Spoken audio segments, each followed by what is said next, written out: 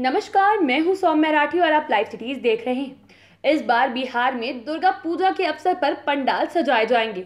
लोग देवी माता की मूर्तियों के दर्शन सुंदर सुंदर सजे पंडालों में कर पाएंगे, लेकिन इस बार दशहरे के दौरान किसी भी मेले का आयोजन नहीं किया जाएगा। जिला प्रशासन की तरफ से इस पर पाबंदी लगा दी गई है। कोरोना महामारी को मद्देनजर रखते हुए कई ऐसे नियम हैं जो इस बार दुर्गा पूजा में फॉलो किए जाने की बातें हो रही है। जैसे कि इस बार भीड़ भाड़ को लेकर तो सख्त नियम बनाए ही गए हैं, लेकिन अश्लील गाने बजाए जाने पर, साथ ही साथ पंडाल में कितनी भीड़ होनी चाहिए, क्या कुछ होना चाहिए, क्या कुछ नहीं होना चाहिए, एक वक्त पर एक जगह में कितने लोग रह सकते हैं, इन सारी चीजों को लेकर कई नियम जारी किए गए हैं। पटना के डीएम डॉक्टर चंद्रशेखर के अध्यक्षता में एक अधिकारियों की बैठक की गई थी, जिसमें दुर्गा पूजा को लेकर कई नियमों पर, कई बातों पर चर्चा की गई है। कई ऐसे प्रोटोकॉल्स हैं जिनका पालन करना अनिवार्य कर दिया गया है। साथ ही साथ इस बार एक बड़ी चीज ये भी है कि पटना में लगातार अब दूसरी बार गांधी मैदान में जो है रावण वध का आयोजन नहीं किया जाने वाला है। इतना ही नहीं, कहीं भी बड़े पैमाने पर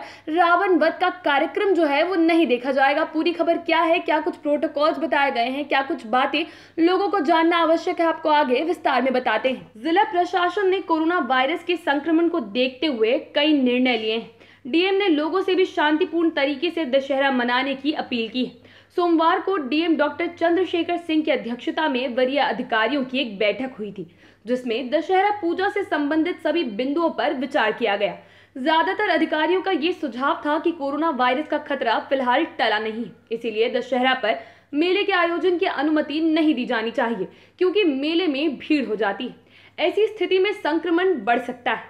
दशहरा पर सांस्कृतिक कार्यक्रम भी नहीं होने वाले हैं। अश्लील गाने बजाने पर भी प्रशासन ने रोक लगा दी है। ध्वनि प्रदूषण को देखते हुए पूजा पंडालों में डीजे नहीं बजाने को कहा गया है। पंडालों में लाउड स्पीकर तो बजेंगे, लेकिन अधिक डेसिबल वाले नहीं होंगे। इसके लिए पूजा समितियों को अनुमति लेनी होगी। दशहरा पर रावण वध एक महत्वपूर्ण कार्यक्रम होता है। अधिकारियों का सुझाव था कि इस बार रावण वध कार्यक्रम की अनुमति नहीं दी जाए, क्योंकि इसमें भी अधिक भीड़ होती है।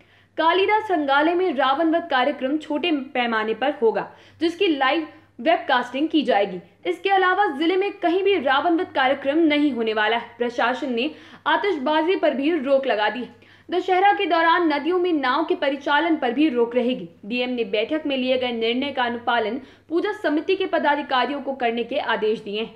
साथ ही संबंधित अधिकारियों को निर्देश दिया गया है कि कोरोना संक्रमण को लेकर जो एहतियात बरती जानी चाहिए, उसका सख्ती से अनुपालन किया जाए।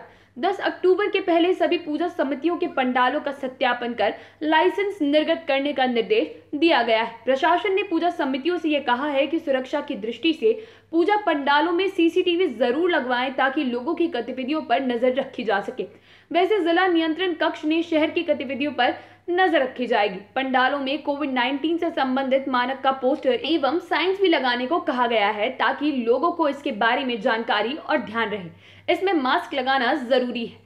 हाथ को समय समय पर सैनिटाइज करें तथा 2 गज की दूरी का ख्याल रखें।